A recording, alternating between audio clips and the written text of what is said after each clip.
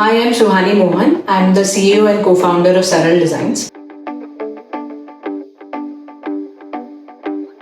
Saral Designs is a Mumbai-based social enterprise, and we have been working in the health care system for the last 5 years, primarily focusing on increasing access to high quality and affordable sanitary napkins in low-income communities. My co-founder Karthik Mehta and I are both engineers from IIT Bombay and IIT Madras, and we realized that there's enough technology which is there. In fact, we have technology to take us to Mars, but we did not have a good quality, robust machine to produce essential consumer products. And with that vision, we started Saral Designs with the aim of increasing decentralized manufacturing so that we can cut the cost of distribution and production of essential products, which can then be distributed to the masses.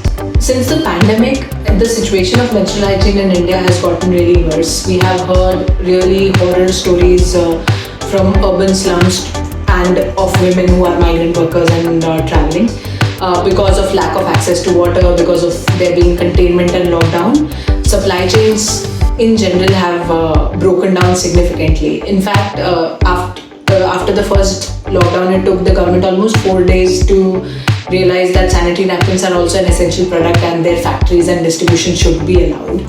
And with that loss of 4 days of production and disrupted supply chain, we find many women who used to use pads have to go back to using cloth, and that too in an unhygienic way, because now the entire family is living together, and in slums and high density populations they are not able to dry the cloth that they have used.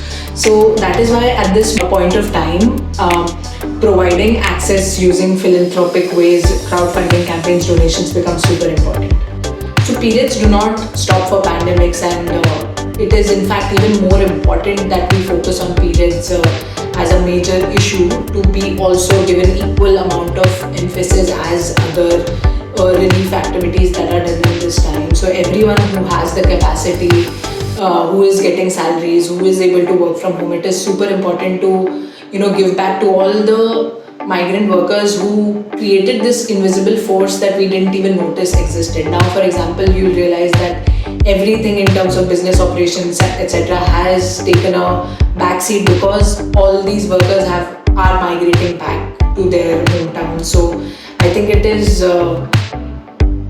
very important that we realize what privileges we have in our lives and give back in certain ways in whatever capacities that we can, either through monetary contribution or actually through volunteering, but do something, because this is probably the biggest humanitarian crisis that we are going through for lifetimes.